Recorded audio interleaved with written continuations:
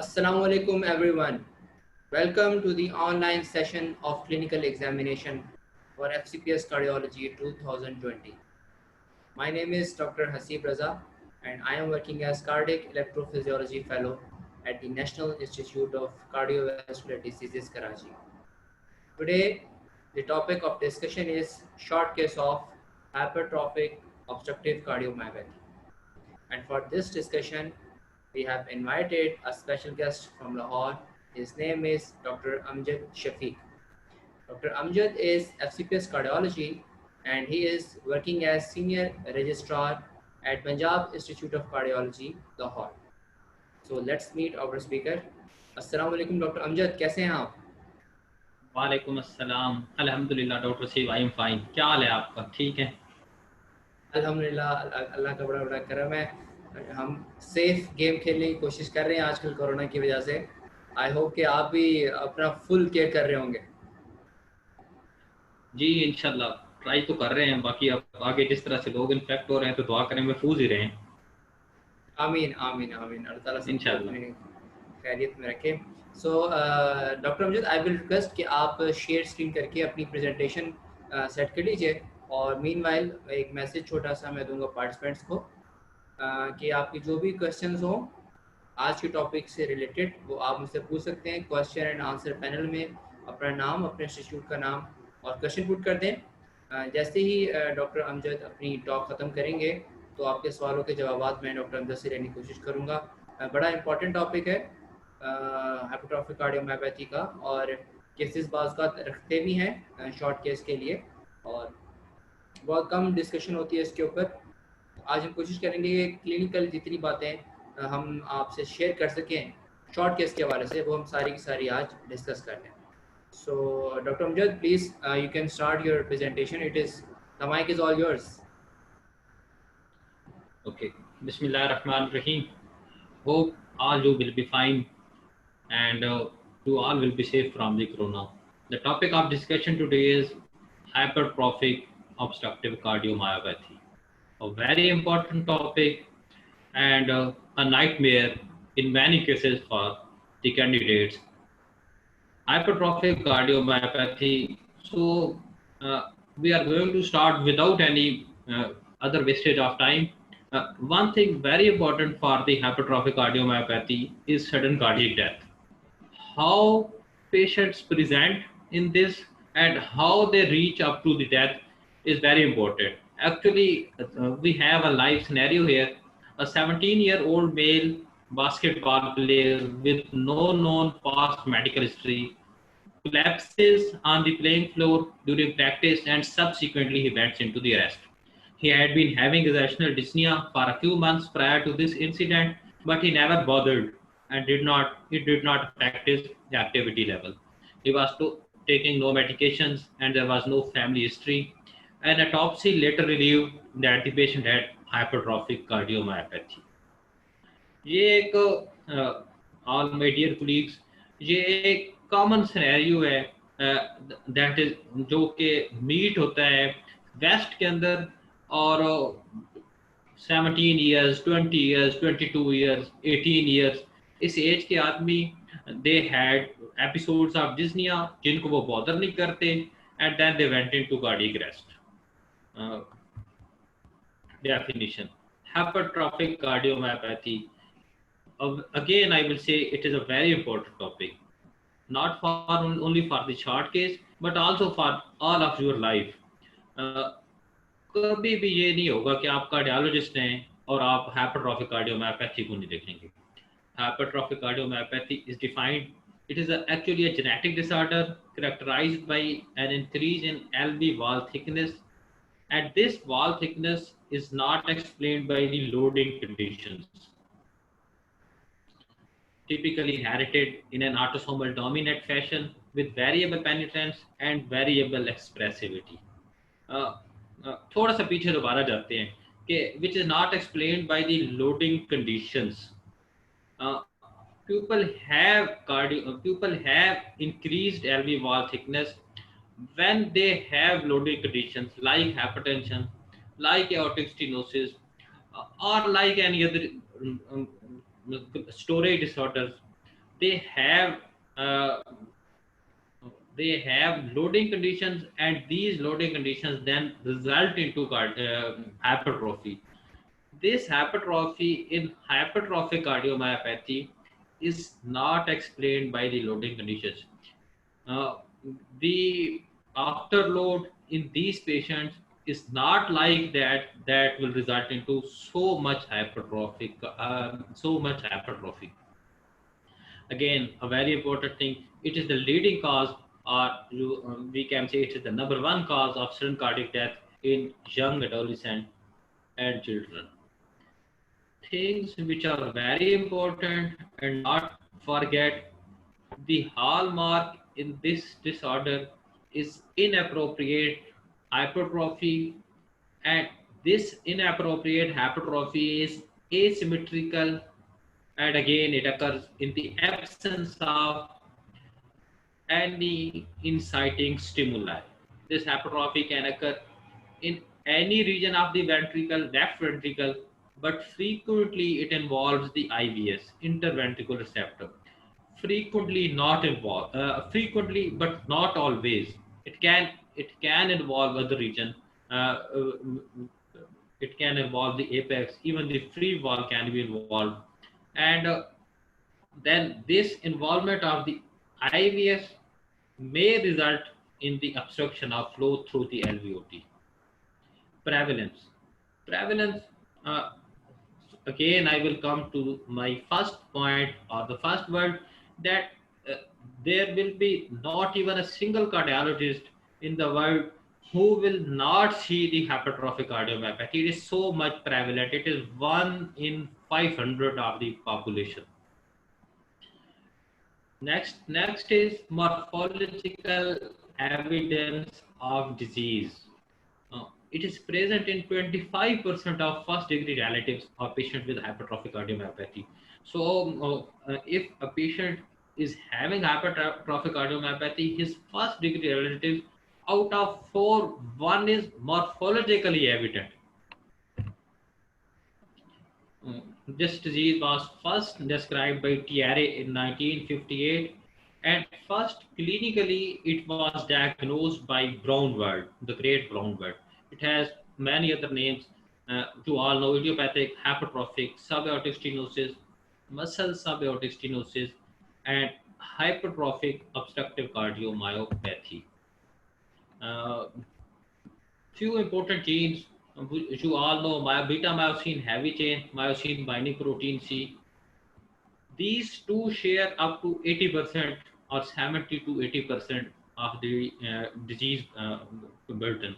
The other important are troponin T, troponin I, then tropomyosin, then even actin. Patterns we have already discussed. Most commonly, it involves the septum, but it can involve any area. It can involve uh, here is the hypertrophic cardiomyopathy with the ASH,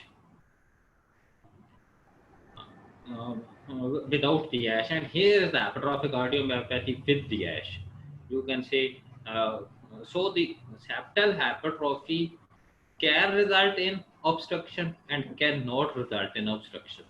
Then, then this is a variant which is a symmetric concentric hypertrophy, and then it is the apical Yamaguchi hypertrophic cardiomyopathy. We are leaving it to pathophysiology.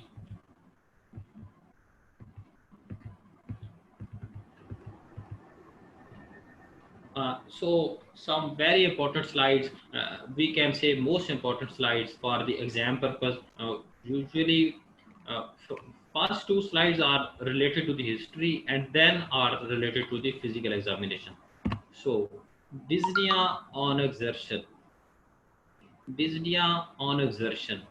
Dyspnea can be present at rest, but dyspnea on exertion is the most common symptom in this disease. It is present in up to 90% of the patients. And just when this dyspnea progresses, it results in then the other orthopnea, PNT, then palpitations. Palpitations can be due to PVCs, flutter, AFib, passes, SVTs, BTs. Then the other important, angina and syncope. I will discuss later some pathophysiology of this, but from here, dyspnea, palpitations, angina, syncope, and then sudden cardiac death. So these are the important points. Any patient who is young, whether he is having his family history of hypertrophic cardiomyopathy or not having, and presents with these symptoms, you can consider hypertrophic cardiomyopathy in your differential.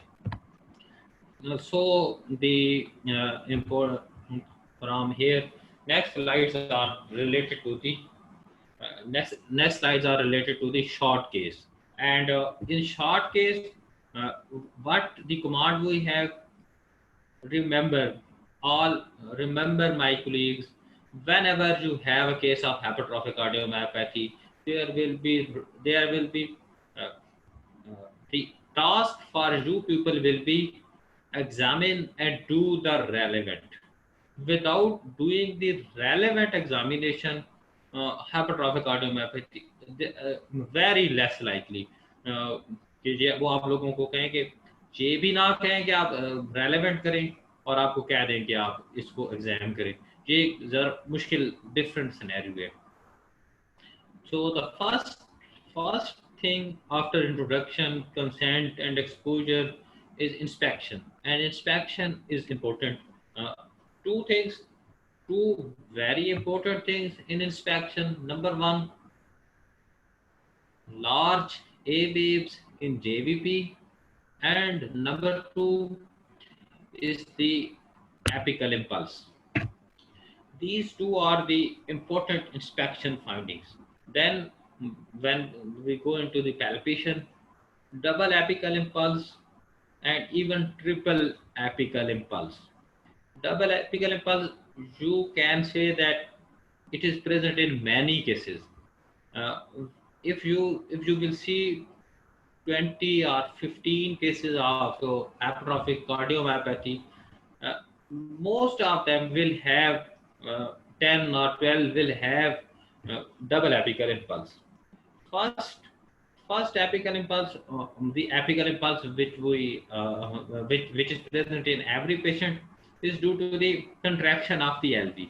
In this patient, in this scenario, the second apical impulse is due to the forceful atrial contraction, and even we can find triple apical impulse, and this triple apical impulse, the third impulse is due to late systolic bulge of the ventricle. It is less common, 10% up to, or even less than 10%, but if it is found, it is pathognomic of hypertrophic cardiomyopathy. If you found three impulses on palpation uh, at the apical area, most likely diagnosis is hypertrophic cardiomyopathy. But you have to consider on two impulses. What I noticed in my exam period and even after that, that we can find and we can easily appreciate two apical impulses. And if we can appreciate, we are able to appreciate two apical impulses, then even at the palpation level, we can consider that this patient may have obstructive cardiomyopathy. This is yes, and triple apical impulse, obviously. Then another finding, which is in the palpation, is the heaving apex beat, sustained heave of the apex beat. Although it is present in AS and other conditions, but yes, we have sustained.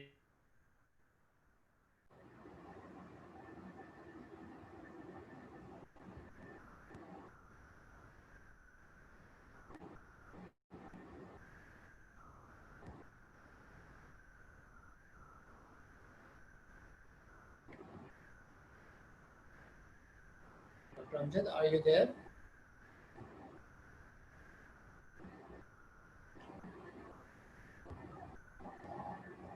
Dr. Amjad, are you there?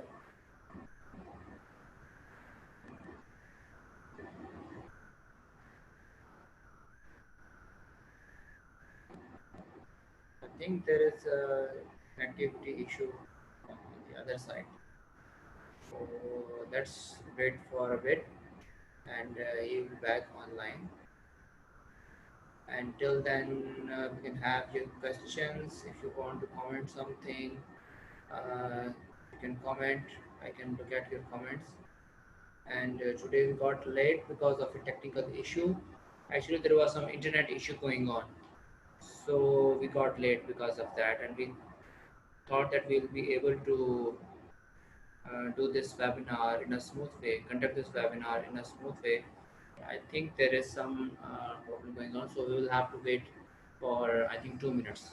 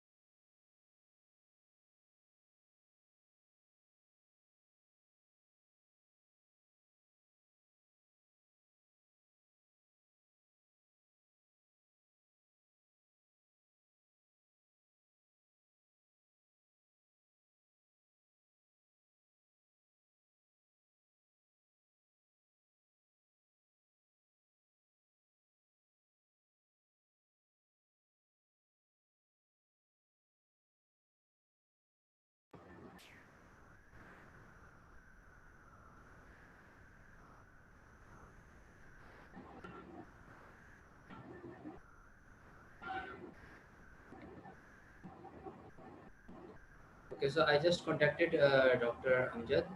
There is some I think load shedding है उनकी side पे कोई issue है जिसकी वजह से और backup में शायद यूपीएस काम नहीं कर रहा. So he just asked me to wait for 2 to 3 minutes and he will be back online.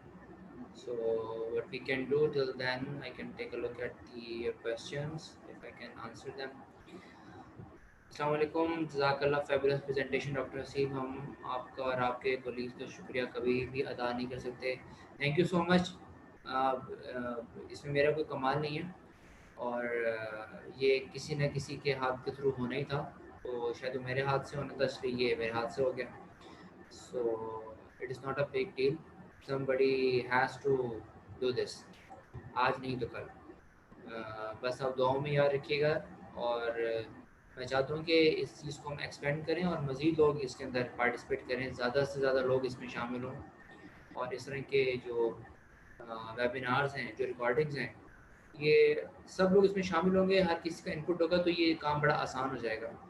For a single handed definitely it becomes very difficult कि आपने सबको इंगेज भी करना होता है स्पीकर्स को और खुद भी टाइम निकालना है और सब चीज़ों का, जैसे आज ये टेक्निकल थोड़ा इशू हो रहा था, इन चीज़ों का भी ख्याल रखना पड़ता है. सो ये चीज़ें अगर आप सब मैनेज कर लेंगे, आपस में काम डिवाइड हो जाएगा तो किसी पे बर्डन भी नहीं पड़ता और चीज़ें स्मूथली चलती रहती हैं. सो वी हैव ट्राइड कि एक आपको पैकेज हम दे दें टॉक्स क्लिनिकल एग्जामिनेशन के हवाले से, और इस पैकेज को जब भी आपके अटैम्प्ट आए आप just go to the YouTube channel, आप उसको गो थ्रू कर सकते हैं. First year second year resident वाले अभी से देखना शुरू करते हैं और मज़ीद इम्प्रूव करें. और वक्तन फ़ वक्तन we will take your feedback और मज़ीद वीडियोस हम ऐड करने की कोशिश करेंगे मुख्तलिफ टॉपिक्स के ऊपर जो कि हमें लगता है कि इम्पॉर्टेंट हैं, या जो टॉपिक्स कन्फ्यूजन रहती है हमेशा उन टॉपिक्स के अंदर बिटवीन दी ट्रेनीज़, उनको दूर करने की हम कोशिश करेंगे. बट इट टेक्स टाइम और वो फिर स्लोली होता है. Is subaortic membrane and hypertrophic cardiomyopathy two are same thing? ये क्वेश्चन है जी. एक्चुअली दोनों चीज़ें हैं तो लेफ्ट वेंट्रिकल आउटवर्ड ट्रैक के अंदर ही, लेकिन जो subaortic membrane है वो एक फिक्स्ड ऑब्स्ट्रक्शन है, that is not a dynamic obstruction. और जो हाइपरट्रॉफिक ऑब्स्ट्रक्टिव कार्डियोमायोपैथी है ये डायनामिक ऑब्स्ट्रक्शन। तो डायनामिक होने की वजह से जो आप मैन्यूवर्स अप्लाई करते हैं उसकी वजह से मर्मर्स की इंटेंसिटी बढ़ती है और कम होती है, वो उसके डायनामिक नेचर होने की वजह से होती है, फिक्स होने की वजह से नहीं है। तो होते दोनों ही एलवीओटी के अंदर हैं, लेकिन सबएओर्टिक जो है वो फिक्स्ड है, और जो हाइपरट्रॉफिक कार्डियोमायोपैथी है वो डायनामिक नेचर की होती है, कभी इंक्रीज हो जाती है, कभी इंटेंसिटी ऑफ मर्मर डिक्रीज हो जाता है, ऑब्स्ट्रक्शन इंक्रीज डिक्रीज, ये with the preloading condition change होती रहती है। Please arrange a session on JVP examination. Okay, JVP बड़ा ट्रिकी है जनाब, इसके लिए कोशिश करेंगे एक सेशन अगर हम कर सके तो व्हाई नॉट, लेकिन जो है जब तक आप प्रैक्टिस नहीं करेंगे ना जेवीपी की क्लिनिकली, तब तक आप इस पे ग्रिप नहीं हासिल कर सकते। Theoretically you can become strong, आपको जो मेथड्स की बुक्स हैं उनमें जेवीपी बड़ा अच्छा लिखा हुआ है, वेव्स के बारे में बड़ा अच्छा लिखा हुआ है, लेकिन क्लिनिकली उसको पिक करना बड़ा ज़रूरी है, और जेवीपी ड्रॉ करनी आपको आनी चाहिए। समटाइम्स जो एग्जामिनर्स हैं वो ड्रॉ करवाते हैं जेवीपी एग्ज़ाम के अंदर, तो वो ज़रूर आनी चाहिए। सो आई विल ट्राई कि मैं किसी को इंगेज अगर कर सकूं, और इंगेज करके इस जेवीपी के ऊपर हम कोई टॉपिक एक छोटा सा सेशन हम कर सकें। I think doctor Amjad has joined us. Dr. Amjad, are you there? Yeah. Okay, okay. So we were actually Yes, waiting yes, for you. yes. You can just start the your presentation again.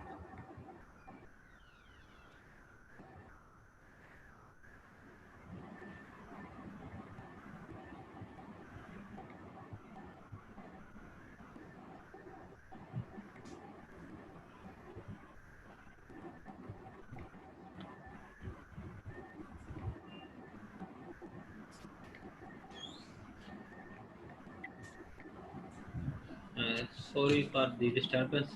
I am there. We were at the point of palpation. I have discussed the palpation of the apex, and now I was at the carotid level. We find two carotid pulses, one for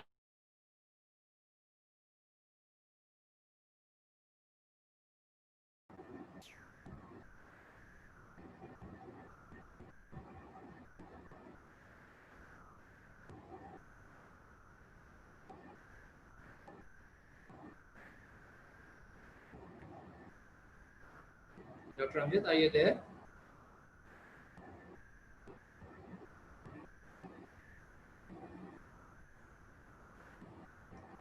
Dr. Amjad,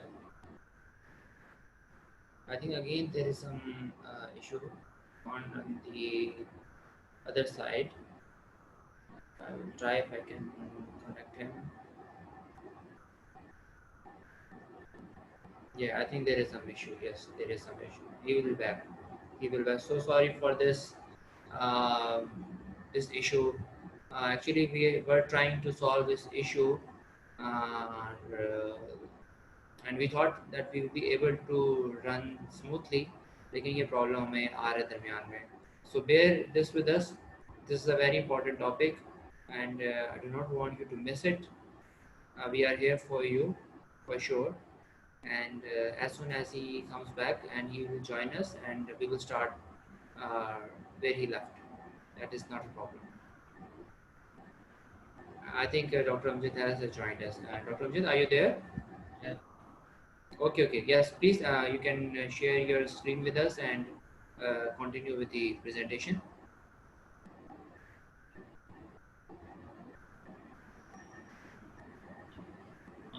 So on palpation, we have discussed the apex, and then we are at the carotid level. Dr. Amjad, थोड़ा सा, But we if you can find speak a bit loud. थोड़ा सा loud हो सकते हैं, थोड़ा सा. okay, okay, okay. I have discussed the palpation of the apex. Now it is clear. Yes, it is clear. Okay, Exactly. thank Clear. you. Okay, thank you. On the palpation of the apex, we find double apical impulse and even triple apical impulse. triple apical impulse is the pathognomic, but we rarely found the triple apical impulse. Then in the carotid pulse, I was explaining why it is bifid. When we look at the dagger at the shape of the CW of the hypertrophic cardiomyopathy, what we find, there is a peak, and before the peak and after the peak, there is the carotid pulse. After this, there are the heart. Then we obviously in cardiovascular examination we don't have percussion. Then we directly go into the auscultation. First heart sound is normal. Second heart sound usually normal, but it can be split and it can be paradoxically split. This paradoxical splitting is found in the severe forms of the obstructive cardiomyopathy. Then is the third heart sound, and third heart sound, it indicates heart failure. It can be there in the children, but in the adolescents after the age of 20, the presence of third heart sound is is mostly due to the heart failure. Then is the fourth heart sound. It is almost always there. These third and fourth heart sounds are the diastolic sounds. Third heart sound, we hear it at the mid diastole, and fourth heart sound we hear it at the end of the diastole. Fourth heart sound is usually uh, uh, due to the forceful atrial contraction against the non-compliant left ventricle. But it is not very necessary to mention that I have heard in cardiovascular examination that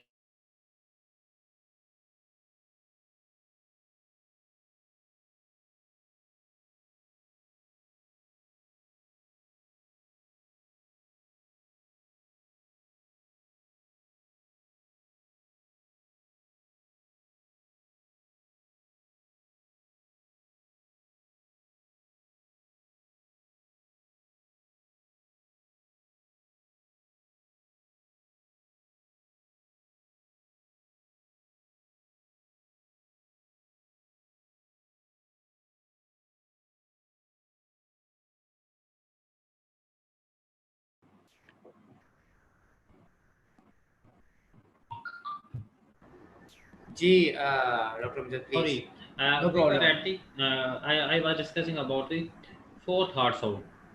It is usually present due to the hypertrophy. Then is the murmur of the uh, hypertrophic obstructive cardiomyopathy. Murmur which is mostly affected with the maneuvers is the murmur of the hypertrophic cardiomyopathy. This is medium pitch, crescendo, decrescendo systolic murmur, best heard at the left lower sternal border, but can be heard at the apex. Uh, can be heard at the apex. Best heard usually at the left lower sternal border, radiates towards the suprasternal notch, uh, and uh, it is mostly affected with the maneuvers that increase the intensity of the murmur, or all those maneuvers that will decrease the preload, or all those maneuvers that will decrease the afterload will increase the intensity of the murmur. So the conditions that decrease the preload, like uh, like standing, in which cooling of the blood occurs in the legs, or the valsalva, sorry, or lying flat. So any or the use of diuretics, or the use of drugs like amyl nitrate, or the ecstasy, or anything that can decrease the preload will will the increase this number. Sorry. Effects of selected maneuvers. Mechanism, Valsalva, effect of maneuver increased, standing increased, post PVC increased. So scatting, this will increase the preload, so it will decrease the murmur. And hand grip, it will again increase the afterload. and it will decrease the murmur. So during the description of the murmur, what we will say, I would like to share one description of the hypertrophic cardiomyopathy with you. What we have to describe during the auscultation. Uh, so if I am the candidate, I will say first and second heart sounds are audible in their respective areas.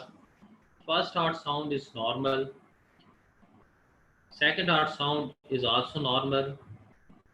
There is medium pitched crescendo decrescendo murmur of grade 3 by 6 intensity, best audible at the left lower sternal border, radiating towards the suprasternal area, accentuates with the expiration and also accentuates with the maneuver of standing and valsalva, while it decreases with the squatting. I think this is the best type of presentation. If you will elaborate this murmur in this way, uh, uh, I think you will get maximum marks.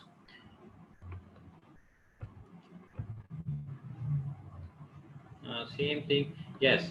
Again, one more murmur, holosystolic murmur at the apex and axilla of MR. This is heard in patients with SAM of the mitral valve and significant LVOT gradient. Actually, what is the pathophysiology? Pathophysiology is the mitral valve prolapse or teething of the leaflets of the mitral valve. uh, this this these will result into the mitral regurgitation. We can easily differentiate this murmur from the murmur of hypertrophic cardiomyopathy on the basis of its location, its radiation, and also the murmur of hypertrophic cardiomyopathy is ejection systolic murmur. And again, in the patients of hypertrophic cardiomyopathy, yes, we can found both the murmurs of hypertrophic cardiomyopathy 1 and mitral regurgitation 2, but the murmur of hypertrophic cardiomyopathy is more obvious. It is more loud, and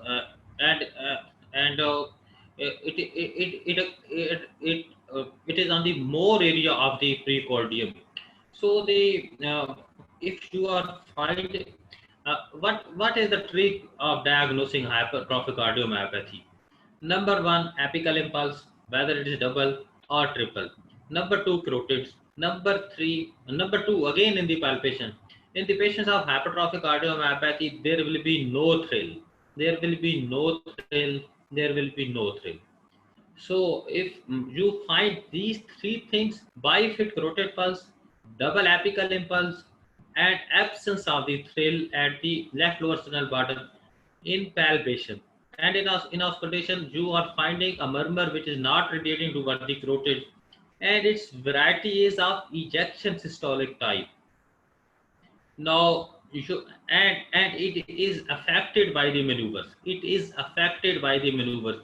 It is increasing with the standing. Then you can you can easily say, or you can confidently say that my patient is having hypertrophic cardiomyopathy. Even then, there are three rules in the exam. First one is excellent presentation. You have to present your case in a great manner. Your presentation should be excellent. If you have presented your case in a good way, in a better way, and even then you have presented good but you are confused, then very important thing is very important thing is give the differential. This murmur is ejection systolic type, and I have this and this differential. You can talk, you can list hypertrophic cardiomyopathy on the top, but you will say yes, it can be aortic stenosis. It can any murmur, but remember, murmur should be of ejection systolic type. Never say in ejection systolic type ventricular septal defect. Never say tricuspid regurgitation or mitral regurgitation. So how to defend?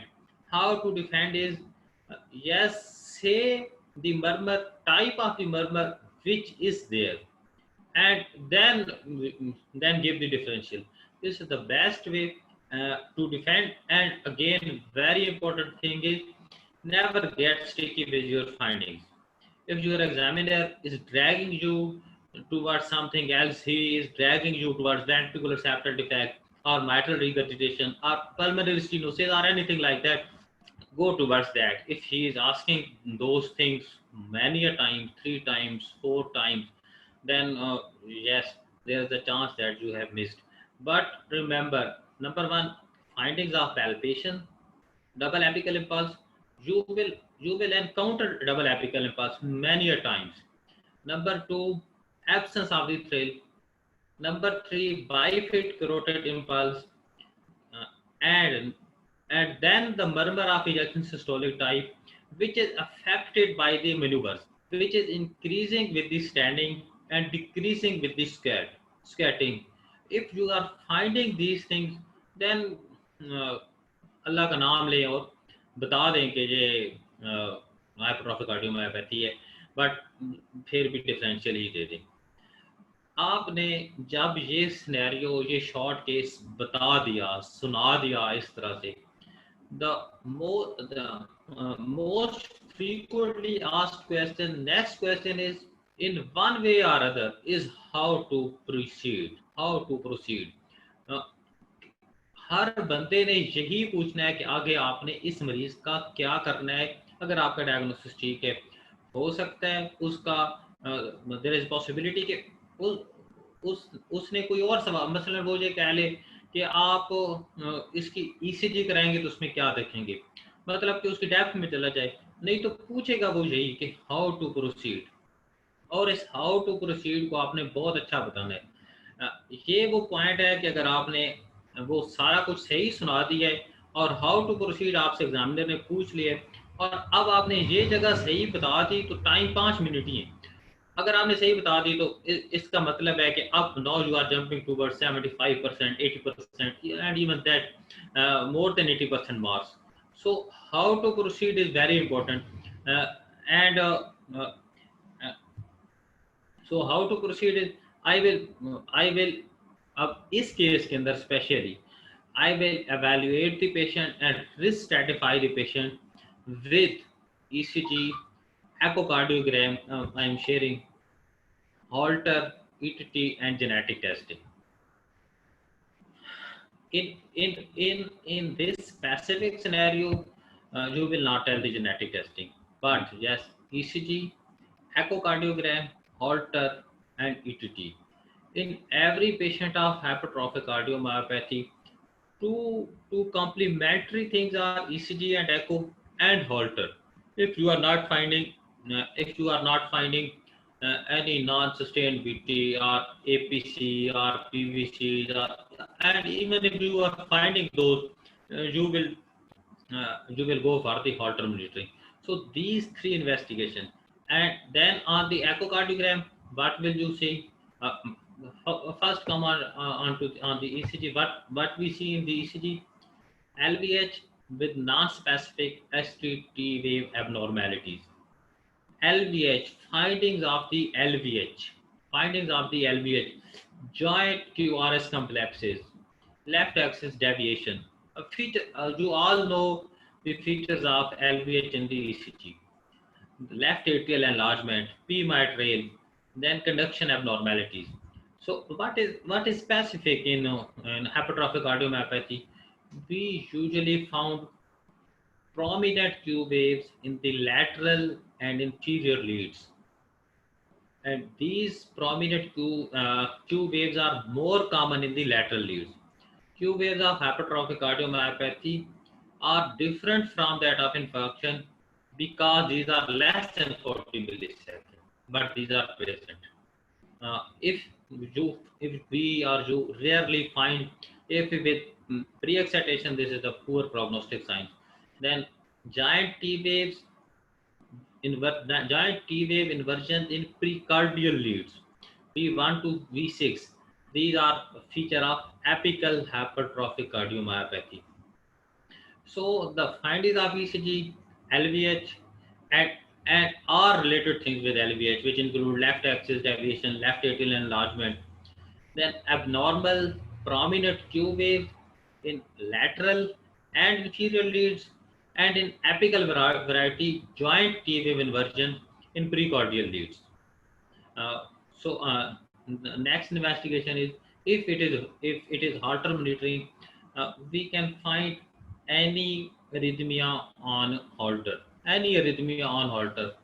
Think of the arrhythmia, and that can be present.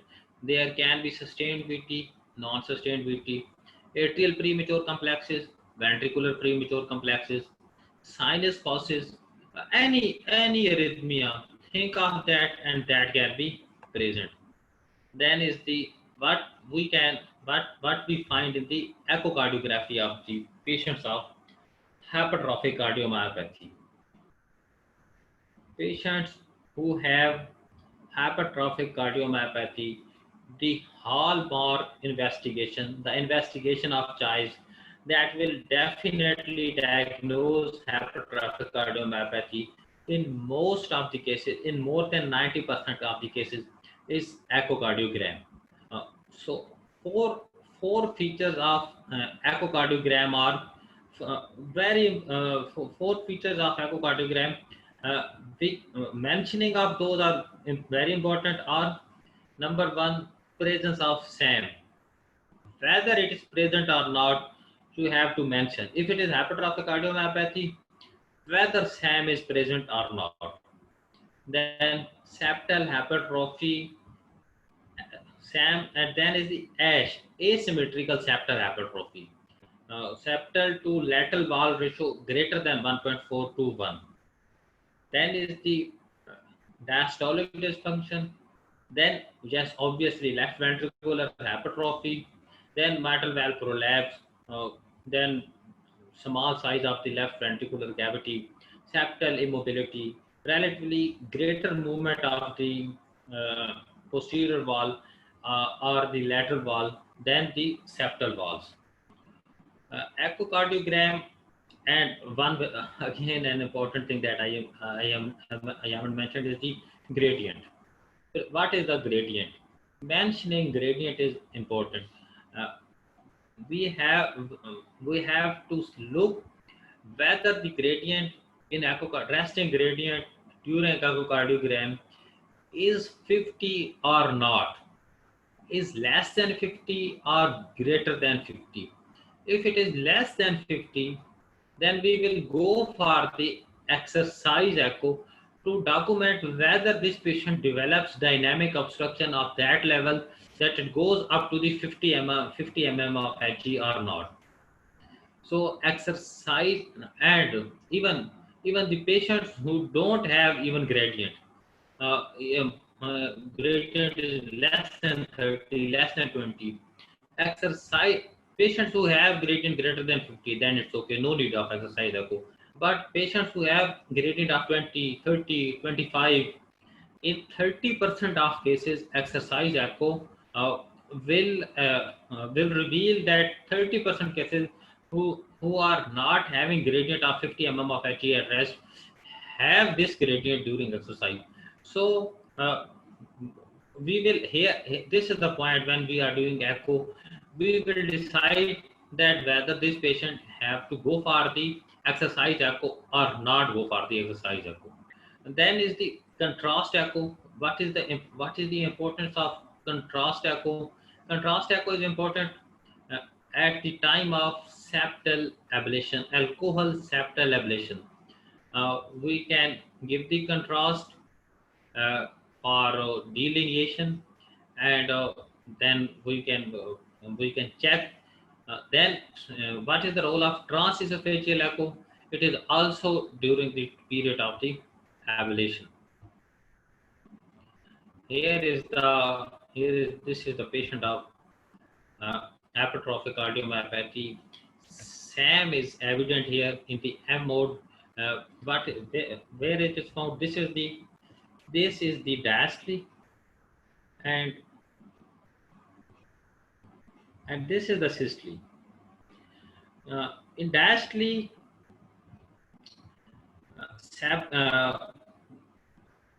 movement of the anterior mitral leaflet, it usually it touches the septal wall most of the time.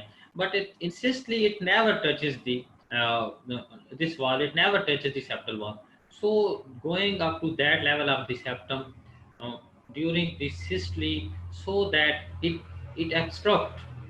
Uh, this is the feature of obstructive cardiomyopathy, which is seen here in every slide. In every slide, why this occurs? It occurs due to Venturi effect. And what is the Venturi effect? It is like कि जब एक काफी सारे gradient से blood flow कर रहा है aortic valve की तरफ और एओर्टिक वाल्व से आगे एओर्टा की तरफ, तो वो एक ग्रेडियंट बहुत ज्यादा है, उधर प्रेशर काफी ज्यादा है, वो प्रेशर सक करता है एंटीरियर एएमएल को, तो जब उसको सक करता है तो वो ठक जाके उधर पीछे लगता है. So this movement of the AML due to this high increased gradient is called as is Venturi effect. This here this is the increased thickness of the septal wall. Here thickness is less. Next is the what is the role of MRI in Hukam. But before the MRI, the important one thing which is left is exercise tolerance test, ETT. Why ETT? ETT is advised for number one to look for the functional capacity of the patient. Number one. Number two, to look for the abnormal blood pressure response, and number three, development of the symptoms. So ETT is important for those patients who are usually asymptomatic, and also important for the advice of the low intensity or moderate intensity sports or moderate intensity activity. Cardiac MRI in Hukam. Usually when echocardiography is questionable, and it is important particularly with apical hypertrophy. We miss this apical hypertrophy in transthoracic echo, but it can be easily observed. Then SAM of the mitral valve is clearly seen in cardiac MRI. Then after procedures like alcohol ablation or septal myectomy, how much is the improvement, how much gradient is decreased, it is far better and far good than echocardiogram.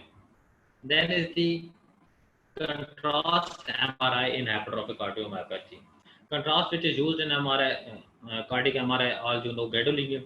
Gadolinium enhanced contrast MRI. This differentiates hypertrophic cardiomyopathy from other causes of cardiac myopathy and late gadolinium enhancement. This is due to myocardial fibrosis. So when this late gadolinium enhancement is present, likely is patient has two or more risk factors of sudden cardiac death. The greater the degree of late gadolinium enhancement, the more likely that a particular hypertrophic cardiomyopathic patient has two or more risk factors for sudden death. And more likely the patient has or will develop progression of ventricular dilation, and it will end up with the heart failure, thereby indicating a poorer prognosis. Most patients with hypertrophic cardiomyopathy have no gadolinium enhancement. Cardiac catheterization. For diagnostic purposes, this should not be the first line. But what we can see in cardiac cath, this is a question of few examiners in unfortunately, especially in Lahore. Why we do cardiac cath? Or what can we see in the cardiac cath operation? So what it is useful? It is useful for LVOT obstruction, cardiac hemodynamics, diastolic characteristics of the LV, and then coronary anatomy, and obviously LV anatomy. When it is done usually for the situation when invasive modalities of the therapy such as surgery, pacemaker are considered. or therapeutic cardiac catheterization intervention, including transcatheter septal alcohol ablation. Here, this is the typical shape of the hypertrophic cardiomyopathy, and you can say smaller LV cavity here with increased LV mass, and this is this obliteration of the LV cavity, almost LV cavity obliteration during the systole.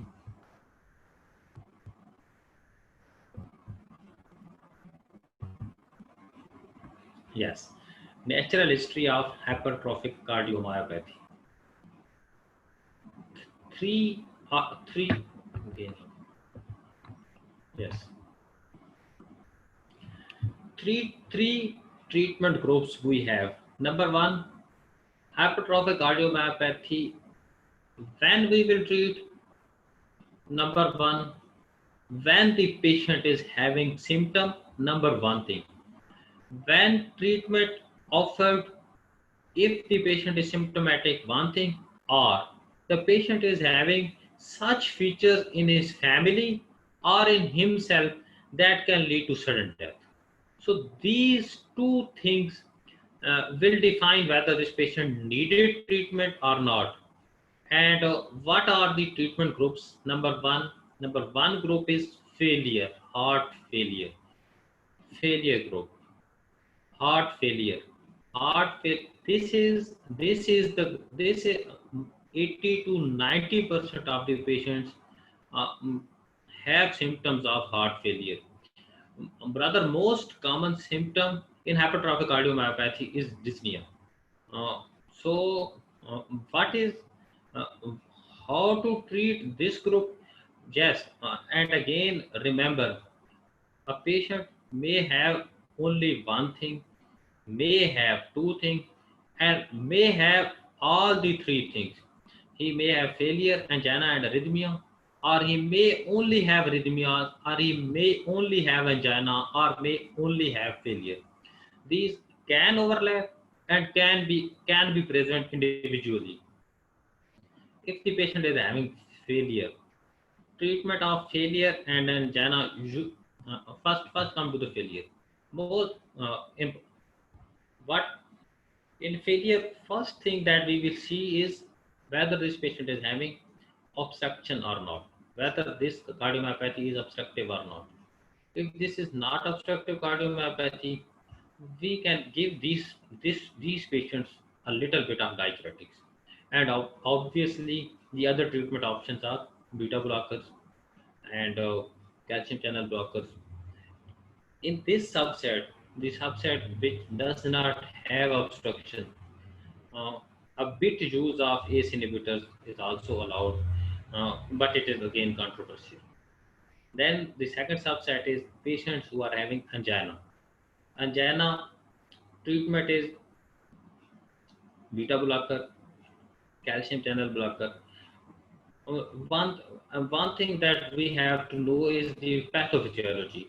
Most of the patients of hypertrophic cardiomyopathy who are having angina does not have coronary artery disease during their coronary angiogram or during their CT angiogram. What then? Why these patients have angina?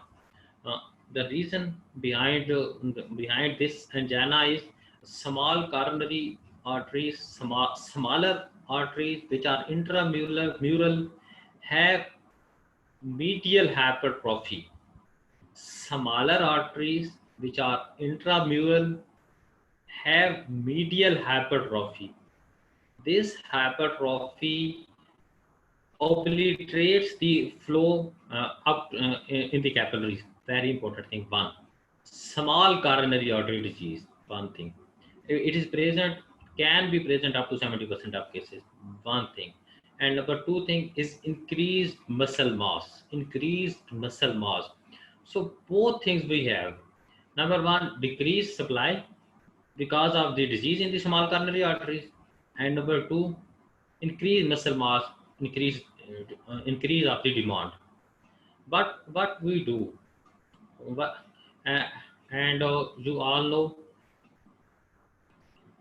so you all know that heart heart gets its nutrients or its blood supply during diastole. So lengthening the diastole is the key in these patients because we cannot open the smaller arteries. So beta blockers are the drug of choice in these patients. Nitrates are not good drug of choice. Why? Because these are also venodilators, and this will end in the decrease in the preload and even increase in the obstruction.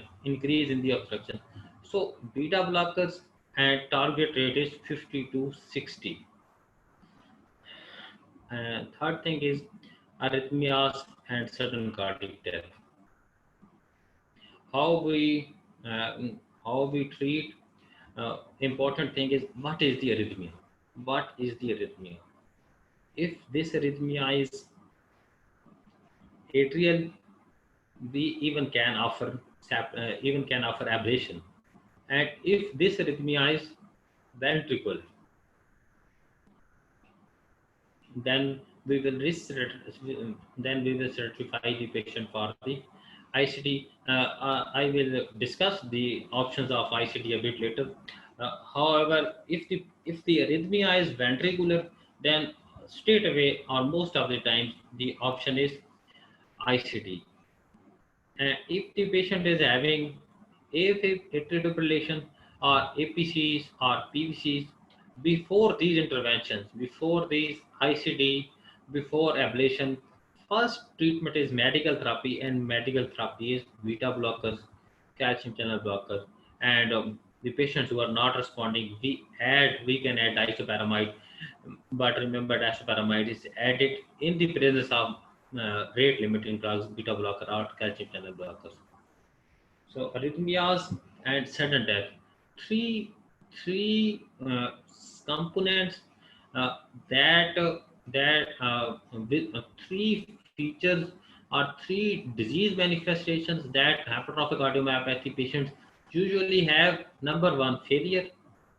Number two, angina. And number three, sudden cardiac death or arrhythmias. So for the failure, again beta blocker, and if obstruction is not present, a bit use of diuretics. For angina, most of the time, because it is small coronary artery disease, most of the time and increase in demand, we cannot open these arteries. So again, rate limiting drugs are the option. And then is the arrhythmias. Arrhythmias, atrial, ventricular. First is the medical therapy, and then is the device therapy.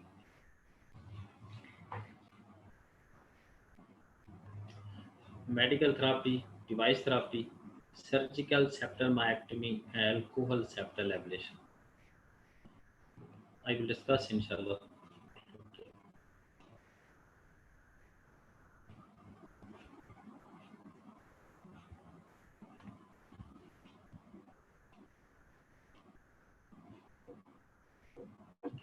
Uh, Kindly concentrate on this overall hypertrophic cardiomyopathic population. High risk for sudden death. You, you all know the features of sudden cardiac death. Patient is a candidate of high risk sudden cardiac death, ICT, primary or secondary.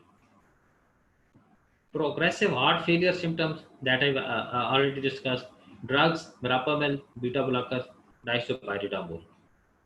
Then, drug refractory symptoms: non-obstructive outcome, fasting and provocation. Here is the diuretics after load. Just one thing. When patient develop failure, and this failure is not responding to beta blocker and diuretic, then you can add any drug of the failure treatment. You can add ACE inhibitor. You can even add this scabutril valsartan combination. So any drug when patient is having frank failure and beta blocker and diuretic is not responding, any drug can be added. Usually this is the end stage, and if this is also not doing good for the patient, then the last option is the heart transplant. But here, if the patient is having obstructive hookah, then the next option is surgical myectomy. Then the next option is surgical myectomy, not alcohol septal ablation. And why not alcohol septal ablation? I have the slide here.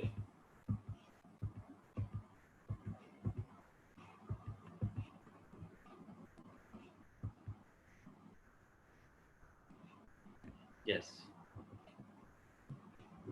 septal myectomy, septal ablation, mortality is equal in both. But obstructive case, and we are going for the septal myectomy, gradient effect on gradient is greater with the surgery. It becomes less than 10%, and it here is less than 10. And at the septal ablation, alcohol it is 20. Effectiveness is greater than 90% for the surgical myectomy, and for the septal ablation, it is up to 70 to 80%. But up till here, there is a bit of difference. But when we go here, this success does not go greater than 5 years. But with septal myectomy, this is going for up to 30 years or even greater than 30 years. So septal myectomy is much better option than septal ablation as far as effectiveness is concerned. And then complications, complete heart block is 10 to 40% in septal ablation, and it is only less than 3% in septal myectomy. Again, we are going to the our slide of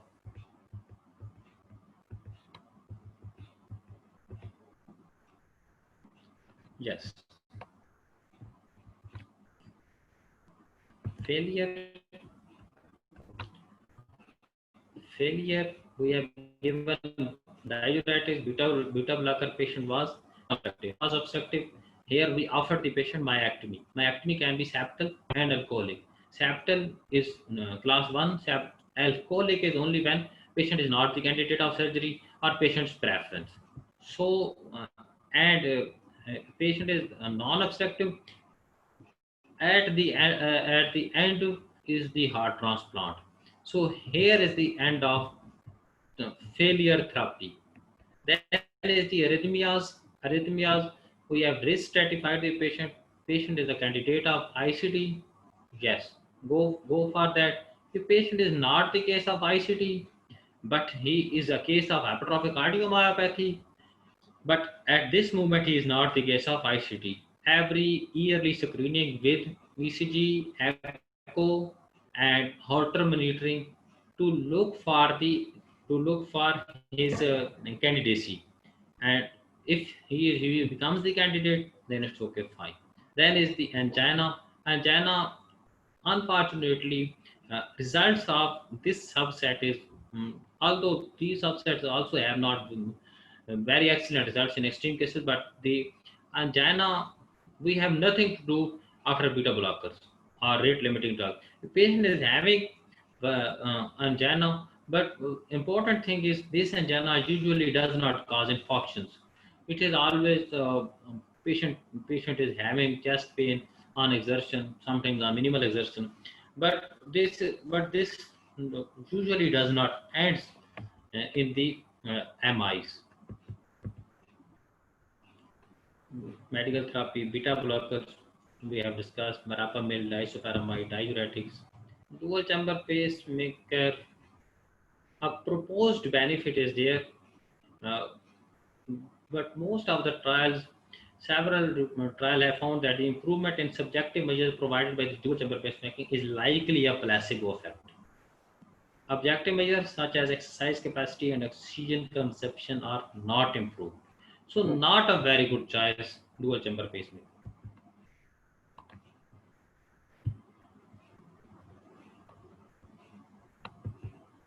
We have discussed the septal and surgical myectomy differences.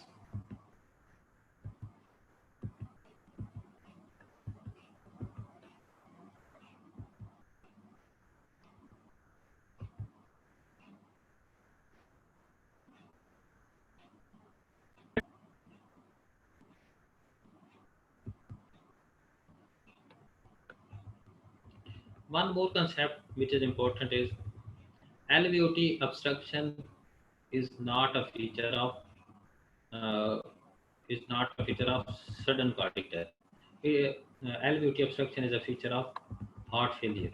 So, risk stratification in ICT, primary prevention risk factors for sudden cardiac death. Number one, premature hypertrophic cardiomyopathy related sudden death in more than one relative or even one relative. The one thing, history of cardiac arrest in the patient, index patient, history of unexplained syncope. So if any of these three is present, sudden cardiac arrest in the patient, unexplained syncope is present, or history of sudden cardiac death in the family is present, patient is the candidate of ICD. If if these are not present, then and patient is having non-sustained VT on Holter or massive LVH or hypotensive BP response to exercise. If these are present, these need one or more other thing. If two are present, unexplained syncope, non-sustained VT and BP response is present, yes, go for ICD.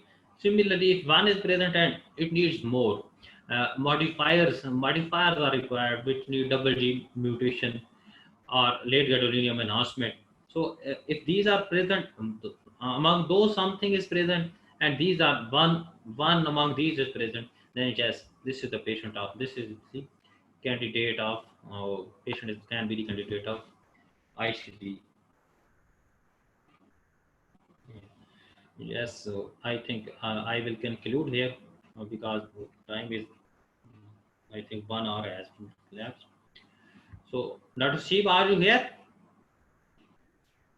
Ji I am here बिल्कुल I was just waiting कि आप अपने इसको पूरा अच्छी तरीके से कर लें प्रेजेंटेशन तो फिर I will move to the next step जी जी sorry sorry are you done with it presentation yes आपकी complete है you want to add something I have concluded. Okay Actually okay. Pathophysiology is there, but it will need more than 30-40 minutes it will require. Okay, let us take a look at the questions of our participants. हो सकता है उसके अंदर वो cover up हो जाए. Yeah. Okay. So thank you so much, Dr. Amjad. I must say it was a wonderful presentation. आपने इसी चीज से आपने गेम स्टार्ट किया और उसको आप एंड तक लेकर गए हैं. So very well done. Very well done. So I'm going to take questions and let us. Okay, ji question है Dr. Amjad. Yes. Which maneuvers to perform to differentiate Hukam and aortic stenosis?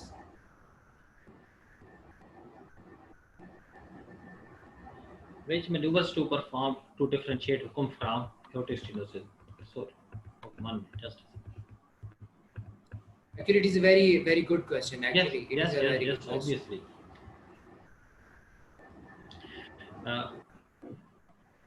Look at the maneuvers. These are the maneuvers that are usually performed: Valsalva, standing, not post PVC, squatting, and isometric hand grip. Aortic stenosis with Valsalva, AS murmur will decrease. With standing, it will decrease. Post PVC, not a good effect. It is much exaggerated in aortic stenosis, but no effect or little bit decrease in effect. And scatting is either no effect or it will increase. So all these maneuvers are different from the aortic stenosis.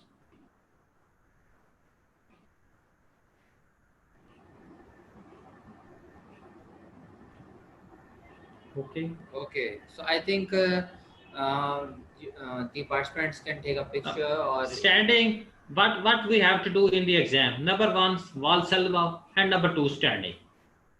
These two will differentiate Hukam from AS. Great. ये सही हो गया कि आपने exam के अंदर आपने time का भी ख्याल करना है, तो उसके अंदर आप कौन कौन से करवा लें जिससे आपको हेल्प आउट हो जाए फॉरन और डिफरेंशिएट सेल्वा करने के करवा लें और अंदर। स्टैंडिंग करवा लें। बहुत सलवा करवा रहे हैं और स्टैंडिंग करवा स्टैंडिंग। रहे हैं। ठीक हो गया यस। सर, बिल्कुल ठीक हो गया। So let's move to our next question.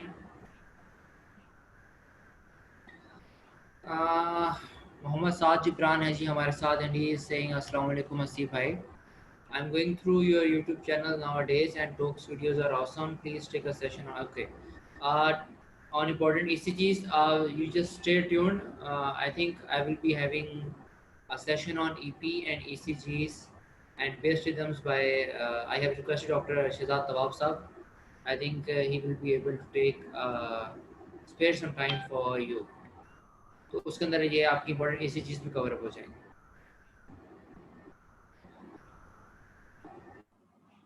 Means आपके पास NICVD आना होगा JVP के लिए? नहीं जी, बिल्कुल भी आपको मेरे पास आने की ज़रूरत नहीं है। मैं आई विल ट्राई कि इसको किसी तरह से हम कोई वेबिनार कंडक्ट करवा लें, लेकिन आप जहाँ पर भी हैं आप वहाँ पर अपने जो सीनियर्स को इन्वॉल्व करें और JVP की एक क्लास वहाँ पे भी कंडक्ट करवा सकते हैं। इसको करना ज़रूर सीखें और इसको बोलना ज़रूर सीखें। और वो कहते हैं जी, it is set clinically we have to draw by placing a paper behind neck, does it happen in exam? ये मैं डॉक्टर अमजद से पूछूंगा। डॉक्टर अमजद ये बताइएगा कि एग्जामिनर्स जो हैं वो क्या पेशेंट की नेक के ऊपर ड्रॉ करवाते हैं JVP को, क्या ऐसा है? बिल्कुल भी नहीं करवाते, बिल्कुल भी नहीं करवाते। पेपर के ऊपर ड्रा करवाते हैं, और जो पेपर के ऊपर शॉर्ट केस में तो ड्रा करवाते हैं वो इतनी सुपरफिशियल होती है कि वो जिसने थोड़ी सी भी उसे जेबीपी आती है तो वो सही ड्रा कर जाता है। अब लॉन्ग केस के अंदर दो एग्जामिनर ऐसे हैं, मैं नाम जहाँ पर नहीं लूंगा वो नसीब को नसीब भी जानते वो करवाते हैं ड्रा। लेकिन वो अगर आपको फंडामेंटल्स पता है ना कि ए वेव क्यों आ रही है, एट्रियल सिस्टली से आ रही है, सी वेव ट्राइकस्पिड क्लोज हो रहा है, वी बन रही है, एट्रिया फिल हो रहा है, अगर आपको ये तीन चीजें पता है ना, एक्स डिसेंट क्यों हो रहा है और वाई डिसेंट क्यों हो रहा है, तो आपका 5 मिनट की गेम है। आपने वो 5 मिनट लगाने हैं, ये कंसेप्ट आपने ज़हन में रखना है। ए वेव क्यों है, सी क्यों है, बी क्यों है, आपने खुद सिनेरियो बनाना है कि यार एट्रिया कंट्रैक्ट नहीं कर रहा, मतलब ए वेव नहीं आ रही, क्या सिनेरियो होगा, ए वेव होगा। बस अब आपने खुद बनाना। अगर आपने ये कर लिया तो अगर आप लगा रट्टे लगाने हैं कि सी वेव के साथ ये 6 चीजें हैं भी, वो उधर आपको भूल जाएंगी। लेकिन आपने ज़हन में बना लिया है ना कि यार ए वेव इस वजह से बन रही है, सी इस वजह से बन रही है, वी इस वजह से बन रही है, सी वी क्यों बनती है, ऊपर रिगार्ज हो जाता है, फिर तो आपका बेहतरीन काम हो जाएगा। रट्टा नहीं लगाना है, इसको एक दफा समझना है, टाइम लगाना है, 1 घंटा लगाना है, उसके बाद 5 मिनट की गेम। ग्रेट जी, जबरदस्त। डॉक्टर अबैरुल हक पूछ रहे हैं, sir please tell how to perform Valsalva, what command to give to the patient. अच्छा, ये बड़ा वो है कि ये पेशेंट को कैसे समझाएं कि वो सांस कैसे रोके, नाक कैसे बंद करे, ये इस तरह की बातें। तो आपके कोई प्रैक्टिकल टिप है आपके अच्छा, पास कि पेशेंट को कैसे? जी जी बिल्कुल बिल्कुल बिल्कुल हसीब भाई, डॉक्टर हसीब, ये ना, हाँ, ये वाला जो वालसेल्वा, ये जो डॉक्टर साहब कह रहे हैं, ये इतना प्रैक्टिकल होता भी नहीं है।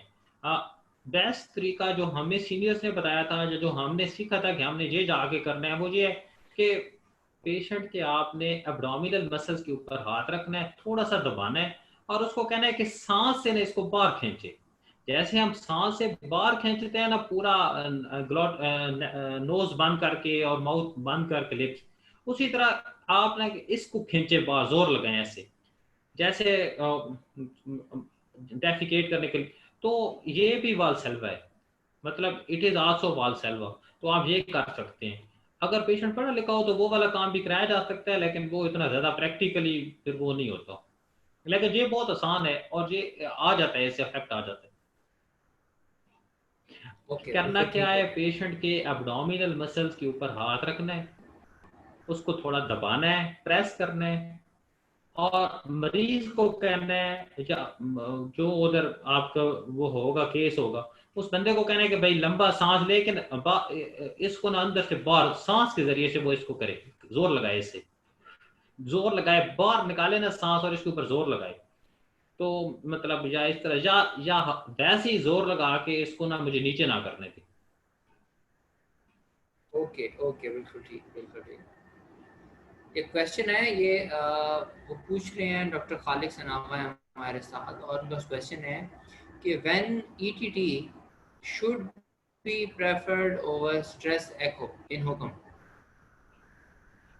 अच्छा अच्छा अच्छा, देखें स्ट्रेस एक्ट को हमने देखना है ग्रेडियंट के लिए। ग्रेडियंट डायनामिक अब इसके साथ 50 से ऊपर जाता है या नहीं जाता, और वो हमने देखना है फंक्शनल कैपेसिटी के लिए, नंबर वन। नंबर टू, हमने देखना है कि पेशेंट को सिम्टम्स आते हैं या नहीं आते, उस दौरान ईसीजी की चेंजेस आती हैं या नहीं आती। मतलब दोनों की लाइन डिफरेंट है। वो हमने ग्रेडियंट के लिए देखना है, इसमें हम ग्रेडियंट नहीं देख रहे, इसमें हम सिम्टम्स देख रहे हैं, फंक्शनल कैपेसिटी देख रहे हैं, फिर ईसीजी की चेंजेस देख रहे हैं। तो ये थोड़ा सा डिफरेंट है, हमारा ठीक, एम भी बिल्कुल डिफरेंट है दोनों को करने का, कराने का। ओके। और एक और क्वेश्चन है, डॉक्टर खालिक का पूछ रहे हैं कि हुक्म के पेशेंट्स में जिनको एफिब डेवलप हो जाए, कौन सी ड्रग जो है ना वो प्रेफरेबल है, माइडोरोन या disopyramide? Disopyramide is class 1, amiodarone is class 2A। लेकिन आपने पहले रेट लिमिटिंग देनी है, पहले बीटा ब्लॉकर देना है, उसके ऊपर देना है जी।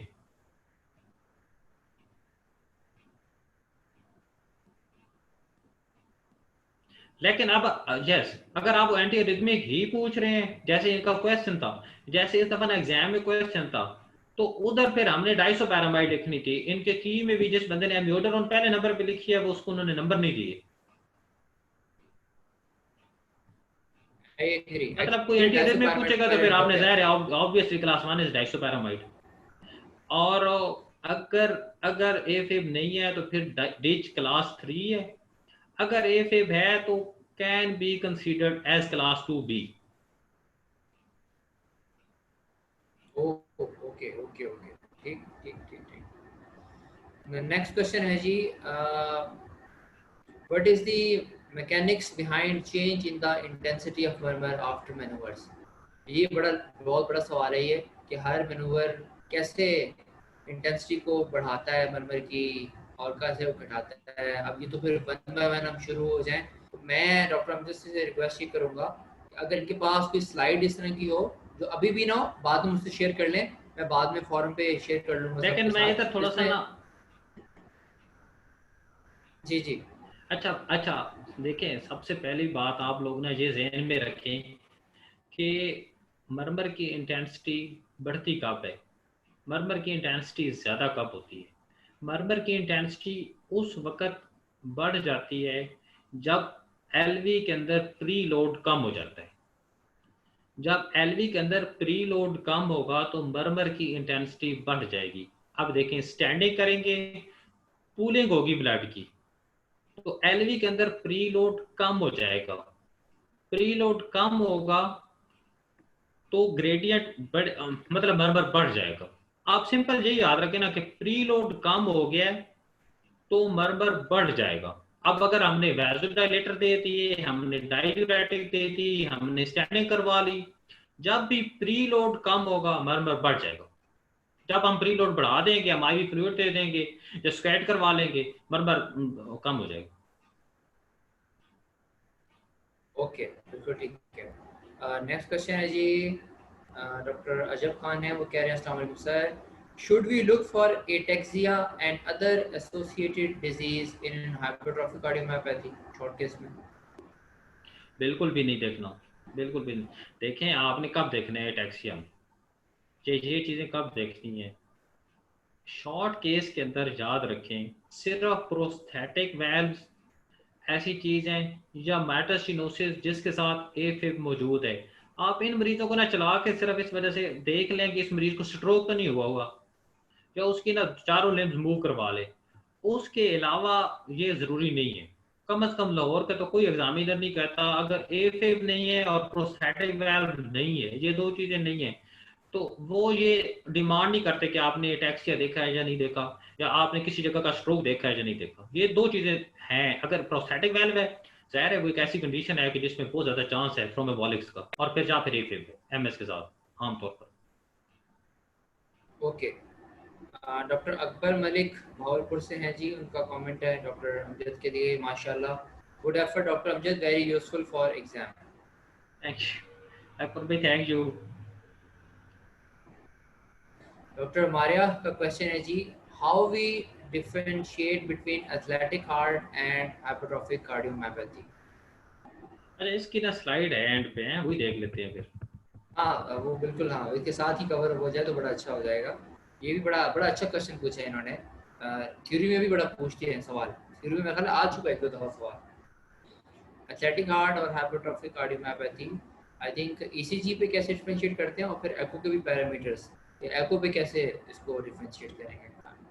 तो ये दोनों सवाल थ्योरी के अंदर मेरे ख्याल है आ चुके हैं, तो इसको आज भी हम एक दफ़ा गो थ्रू रिकवर अप करने की कोशिश कर लेते हैं। अब ये और देखिए, ये स्लाइड देखें ना आप लोग इधर, हाँ बिल्कुल, हमें हमें नजर आ अनयूजुअल रही है बिल्कुल। Patterns of LVH. ये नहीं होगा कि जैसे ये इधर एसिमेट्रिकल है तो यहाँ पर सिमेट्रिकल होगा। LV cavity less than 40 athletic heart में नहीं होगी, इसमें होगी। एलवी कैविटी ग्रेटर देन 50 हुक्म में नहीं होगी आमतौर पर।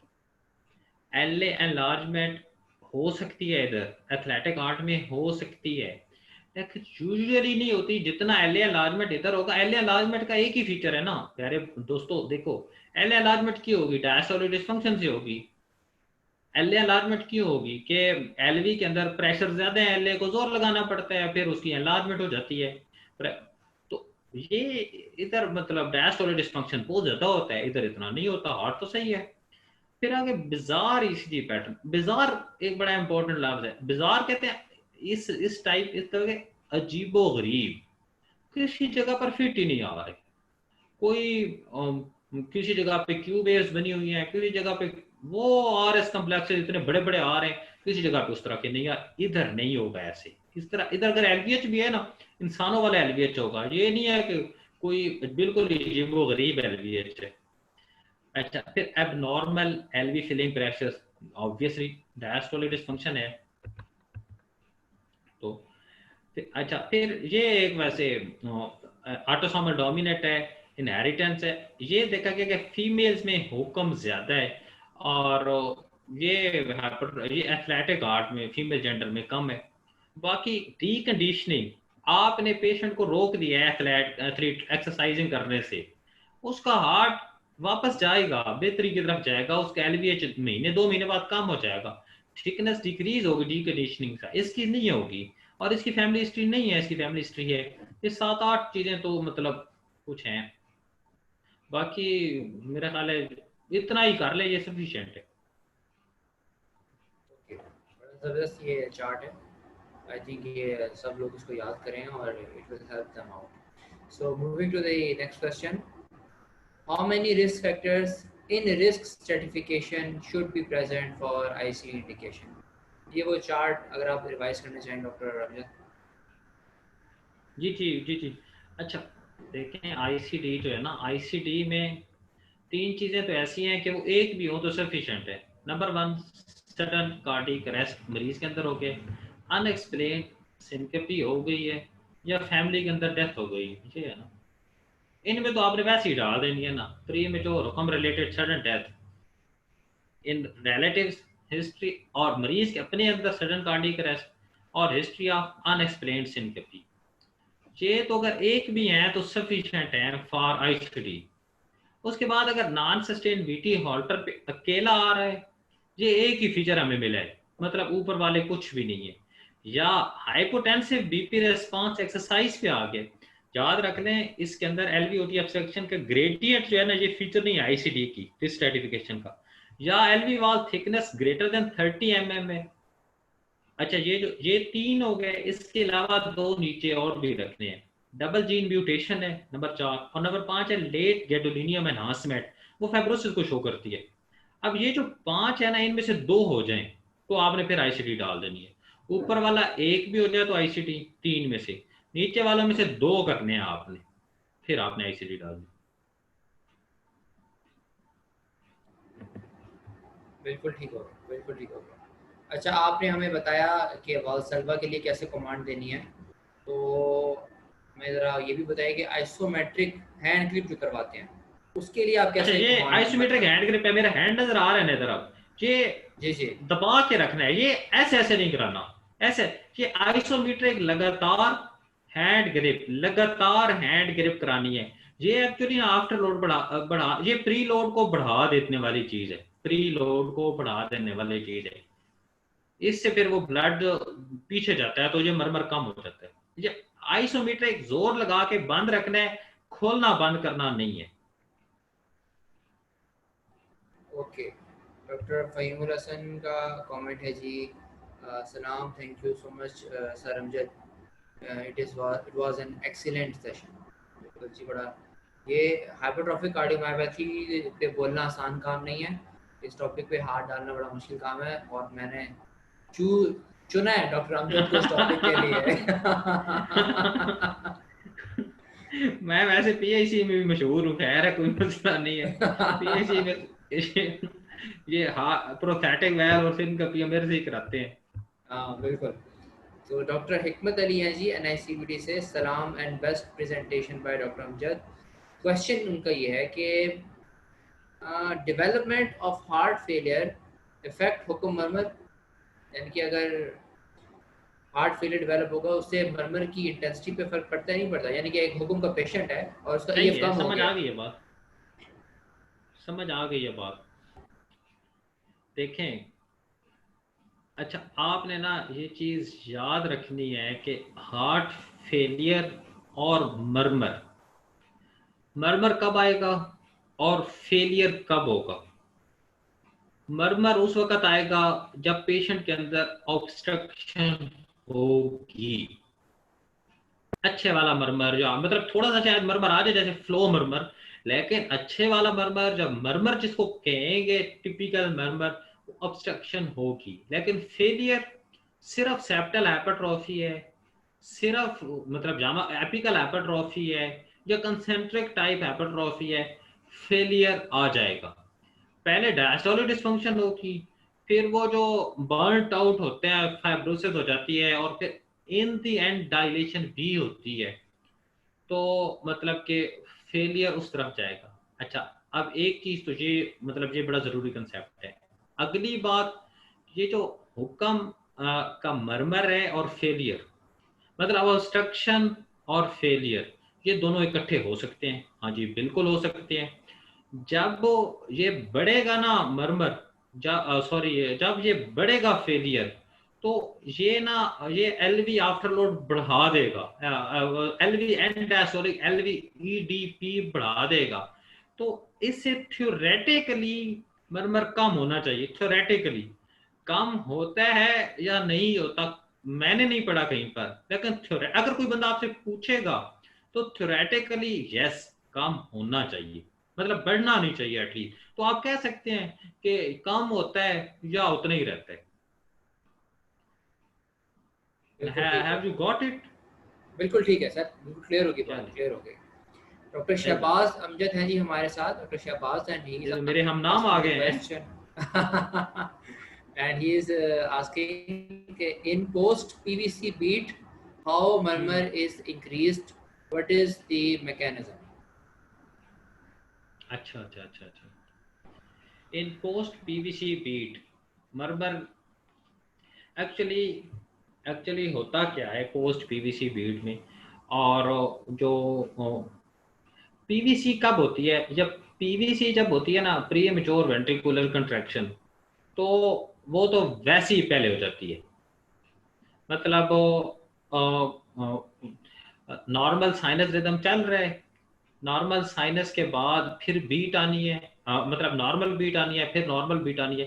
तो नॉर्मल के बाद नॉर्मल आने से पहले एक बीट आ गई है, वो आ गई है पीवीसी। अब होता क्या है हुक्म के मरीजों में, पहले ही एलवी कैविटी यूजुअली अंडरफिल्ड होती है, जो मतलब वो अपनी हिसाब किताब के मुताबिक, जितना उसका अपना हिसाब किताब है उसके मुताबिक फिल होती है। जो पीवीसी वाली बीट है वो जो ये फोर्सफुल कंट्रैक्शन कराती है, तो ये जो इसकी बसात होती है ना, पहले अंडरफिल्ड है, तो ये बिल्कुल ही फारिग करा देती है उसको। तो ये एक तरह से जब नेक्स्ट बीट आती है तो उसमें ना प्रीलोड कम होता है इन मरीजों के अंदर। तो नेक्स्ट और पहले ही ये बात डिस्कस हो चुकी है कि जब भी प्रीलोड कम होगा तो मरमर बढ़ जाएगा, तो इसलिए फिर मरमर आगे वाला सुनाई या ग्रेडियंट बढ़ा हुआ हमें आता है। और एक और बात, जब पीवीसी होती है तो पीवीसी से मतलब जो आगे वाली वेसल्स हैं, जो आफ्टर लोड है, वो भी कम हो जाता है, तो इससे भी ग्रेडियंट बढ़ जाता है। Okay okay okay okay okay. एक और मैकेनिज्म मेरे ध्यान में आ रहा है, आई डोंट नो वो इस पे अप्लाई होता है कि नहीं होता, ऐसे मुझे याद आ गया, मैंने वो होता भी होगा, शेयर आ रहा है किया। तो नहीं, मुझे मुझे याद आ रहा है, मैंने कहा मैं शेयर कर लूं अपनी, क्योंकि बड़े हुए अरसा हो गया ना, वो ईपी में चले गए, तो उस तरह से वो कम्युनिकेशन रहा नहीं किताबों को पढ़ने का। वो ये था कि जब पीवीसी होती है तो पीवीसी के बाद आता है पॉज। जब पीवीसी के बाद पॉज आता है तो उसके अंदर ज़ाहिर है उसकी स्ट्रेचिंग होती है, ब्लड की पूलिंग होती है उसके अंदर, एलवी में जितना भी ब्लड वो संभाल सकता है संभाल लेता है। जितना वो एक्सपेंड करता है उतनी जोर से वापस वो कॉन्ट्रैक्ट करता है। जितनी जोर से वो कॉन्ट्रैक्ट करेगा तो वो जो एलवीओटी वाला जो हिस्सा है जहाँ पे हाइपरट्रॉफी हुई है, वो उस एरिया को मजीद नैरो कर देता है ड्यू टू फोर्सफुल कॉन्ट्रैक्शन। लेकिन ग्रेडियंट यार बढ़ जाता प्रीलोड है। बढ़ जाता है ना इस तरह से कहने से, इसको छोड़ो, बुरे ना ही बताओ एग्जामिनर कोई हाँ, मैं उस तरह इसलिए का आपसे होगा ना। मैं एक्चुअली इसलिए डिस्कस कर रहा हूँ, मैं इसलिए डिस्कस वो कर जो रहा हूँ। वो जो हमारे एग्जामिनर आते हैं ना उस जगह वाले, जहाँ हाँ से हम हाँ पढ़े ठीक हुए है, हैं। ठीक है, सही है। ओके, ठीक है, दूसरी फिर सही है। लाहौर में तो ये बात बिल्कुल भी नहीं बतानी। लेकिन मैं ये बिल्कुल, लेकिन वैसे लर्निंग पॉइंट ऑफ व्यू से मैं अपने पार्टिसिपेंट से भी ये रिक्वेस्ट करूंगा कि अगर किसी किसी को भी मैकेनिज्म कहीं से पढ़ा हुआ है, कोई और ज़रा सोफिस्टिकेटेड वे में बताना चाहे तो बिल्कुल मुझसे शेयर करे, या हाँ बाद में ग्रुप बिल्कुल, पे भी ये डाल बिल्कुल सके। ऑब्वियस। सबका फायदा है इसके अंदर। That's how we learn from each other. वरना जो डॉक्टर अमृत वाली बात है वो बिल्कुल बिल्कुल सही है, आई एग्री विद इट। वो बेहतरीन तरीका है क्वेश्चन का जवाब देने का। अच्छा, क्वेश्चन है जी डॉक्टर हिकमत अली का, वो पूछते हैं do we have any clinical science of severity और हुक्म, जैसे एएस की सिविरिटी हाँ जी, हाँ का जी। साइन है और उसके साइन है, क्या हुक्म के भी कोई साइन है सिविरिटी के, कोई अलग से है कि ये माइल्ड हुक्म है, ये मॉडरेट हुक्म है, सीवियर हुक्म है क्लिनिकली? मुझे यार वैसे याद नहीं है, पर्सनली मुझे याद नहीं है नहीं वैसे, नहीं, मुझे अच्छा याद नहीं है। वैसे ना अब मैं भी अगर कहूँगा ना तो वो कोई तुक्का ही होगा। लेकिन ये जो चीज़ें हैं ना, इम्पल्स का होना, एपिकल इम्पल्स का या बाइफेट करोटिड्स का होना, ये आती तब है जब सीवियर हो। मतलब जब हार्ट इतना बड़ा हो गया है ना, तो वो तब ही डबल या ट्रिपल एपिकल इम्पल्स देगा। या फिर जो मरमर आ रहा है, तो मरमर की इंटेंसिटी, लेकिन अब इसको बहुत अच्छे तरीके से जिस तरह से आई थिंक बाकियों की जगह वी विल हुआ है। Look into it, we will look into हाँ इट। जी, हाँ और जी। कहीं से अगर कोई अच्छा वैसे रेफरेंस ना के साथ वो मिल जाए। हिकमत साहब को ये बता दें कि ये ना आपने HCM डायग्नोज कर लिया ना। ये बहुत है। लेकिन लेकिन हो जाएगा। देखें, आपने ना वही रूल रखना है। आप डबल ट्रिपल एपिकल इम्पल्स आ रही है, करोटेड ऊपर है, नीचे मरमर, आपको ये जरूर डिफरेंशिएट करना आना चाहिए कि मरमर इजेक्शन सिस्टोलिक है या पैन सिस्टोलिक। अगर आपने पैन सिस्टोलिक का इजेक्शन सिस्टोलिक, और और एक बात मैं कम से कम ना 4 बंदे इस बात से जरा फेल हो चुके हैं। मैं उन चारों को बता के भेजा था एक दिन पहले कि यार इसमें ना थ्रिल नहीं होती, हुक्म में थ्रिल नहीं होती। तो सही। थ्रिल आ रही थी और फिर उन्होंने हुक्म बनाया, और वो फिर VST था। ओ, मतलब आपने ना ये थ्रिल वाली बात जरूर याद रखनी है। देखिए, ये बाइफेड ट्राइफेड वो इम्पल्सिव आ रही है, थ्रिल नहीं आ रही, और मरमर आपको लग रहा है इंजेक्शन सिस्टोलिक और पेशेंट यंग है, ठोक दें, फिर ठोकें, डायरेक्ट ना ठोकें। आप इस जगह पे डिफरेंशियल दें बस, पहले नंबर पे हुक्म रखते हैं, बाकी नीचे जो है इंजेक्शन सिस्टोलिक मरमर रखें, ASP रख दें और PSP बेशक रख दें और जो मर्जी रख दें, इंजेक्शन सिस्टोलिक, पैन सिस्टोलिक नहीं रखना।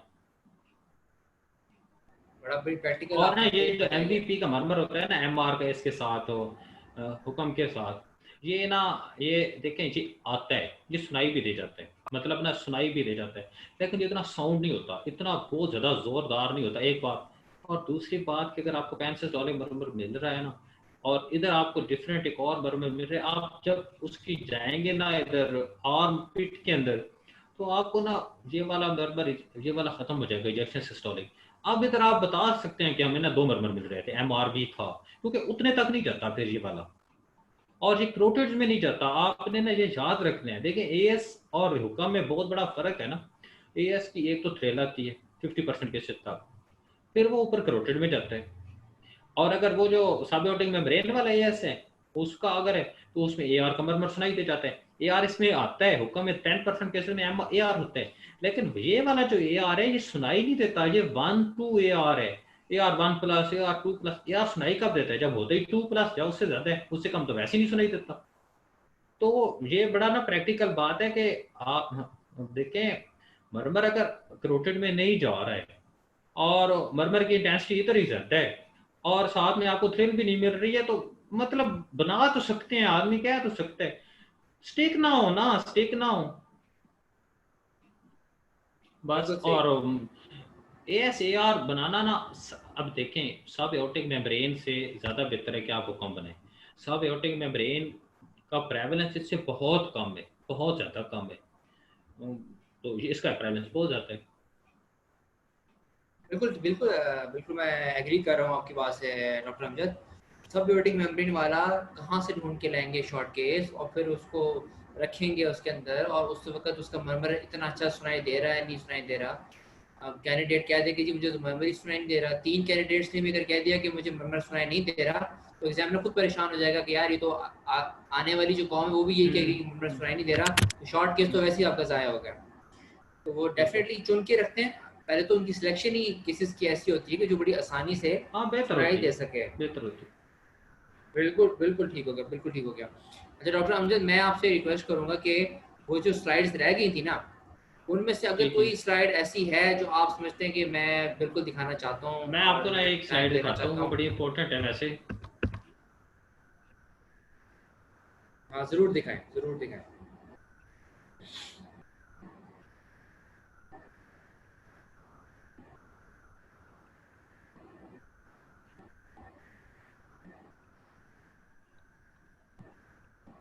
हम चाह रहे हैं कि जितना भी हाइपरट्रॉफिक कार्डियोमायोपैथी से रिलेटेड आपसे हम गेन कर सकें, हम गेन कर लें। It is a huge topic actually, तो उसके वेरिएंट सब कुछ इतना लंबा टॉपिक है, सबको कवर करना मुश्किल होता है। लेकिन कोई भी चीज़ जो एग्ज़ाम रिलेटेड है वो हम चाह रहे हैं कि मिस ना हो इसके अंदर। अच्छा ये देखें, ये ना, ये भी अभी मैंने कम लिखा हुआ है। ये ना 4 मैकेनिज्म है जिस जो ना इसकी सारी पैथोफिजियोलॉजी के अंदर घूमते हैं। Number 1, LVOT obstruction. अब ये जो चीज़ है ना एलवीओटी ऑब्स्ट्रक्शन, इस चीज़ ने डिसाइड करना है कि इस पेशेंट की मायक्टमी होगी या नहीं होगी। सेप्टल या अल्कोहल मायक्टमी, ये तो एक अलग कहानी है ना कि कौन सी करनी है, लेकिन क्या होगी या नहीं होगी वो इस चीज़ ने डिसाइड करना है, एलवीओटी ऑब्स्ट्रक्शन। ये बहुत इंपॉर्टेंट है। अच्छा, उसके बाद दूसरी चीज है डायस्टोलिक डिसफंक्शन। डायस्टोलिक डिसफंक्शन जो है ना, अच्छा क्यों, हमने अभी पढ़ा था ना कि 90% पेशेंट प्रेजेंट कर जाते हैं डिजनिया के साथ, वो इसकी वजह से कर जाते हैं, डायस्टोलिक डिसफंक्शन की वजह से प्रेजेंट कर जाते हैं। तो ये ना, ये डिसाइड करेगा डायस्टोलिक डिसफंक्शन कि कितना जल्दी आया है किसी पेशेंट के अंदर, कितनी जल्दी वाली एज में आया है, कि ये patient at the end heart transplant की तरफ जाने का चांस है या नहीं। अगर डायस्टोलिक डिसफंक्शन ग्रेड 1 आ रहा है 35 साल की उम्र में, बहुत लाइकली है कि इसको हार्ट ट्रांसप्लांट शायद जरूरत नहीं पड़े। लेकिन अगर ये डायस्टोलिक डिसफंक्शन उसका ग्रेड 2 या 3 पे जा रहा है 15 साल की उम्र में, तो वो या मर जाएगा या उसको जरूरत पड़ेगी।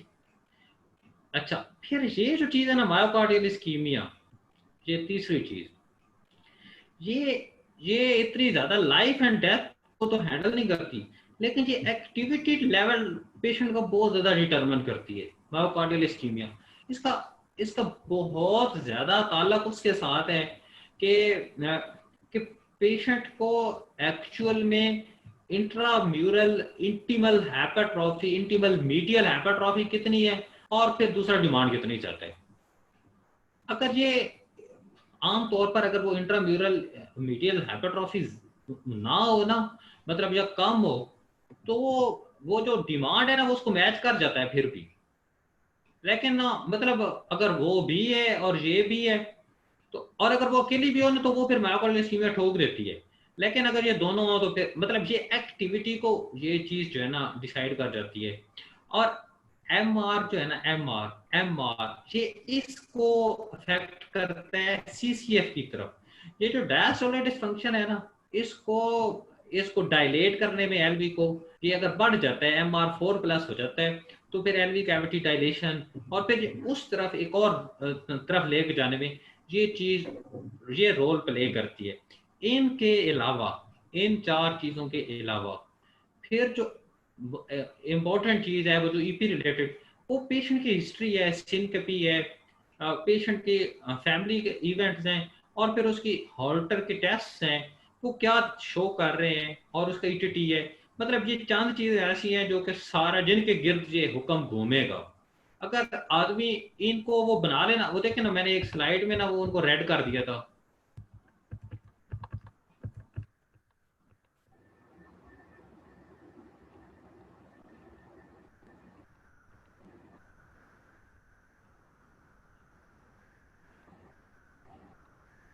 ये देखिए, ये कि हमने ना या फेलियर ट्रीट करना है, डायस्टोलिक डिसफंक्शन या सिस्टोलिक डिसफंक्शन को, जैसे मैंने एमआर का बताया और डायस्टोलिक, या फिर हमने अंजाना ट्रीट करना है वो जो दूसरे नंबर पे था, और या फिर हमने रिदमियास ट्रीट करने हैं। ये जो हमने ऑब्स्ट्रक्शन वाली बात है ना, वो जो ऑब्स्ट्रक्शन वाली एल्वेओलिक ग्रेडियंट की, वो भी एट द एंड तो फेलियर को इम्पैक्ट करेगी ना, उस पे ही डालेगी। हमने जाना कब है उन अल्कोहल एब्रेशन रिसेप्टर मैक्टमी की तरफ, हमने उस वक्त जाना है जब पेशेंट रिफ्रैक्टरी सिम्टम्स हो डिस्पाइट मैक्सिमल ट्रीटमेंट। तो बेसिकली ट्रीट यही तीन चीजें होती, फेलियर, अंजाना और रिदमियास। और इनके पीछे मसले क्या होंगे? मसले वही चार होंगे, और पांचवी वो हिस्ट्री। वो चार मसले क्या हैं वो अभी हम देख चुके हैं इधर वैसे।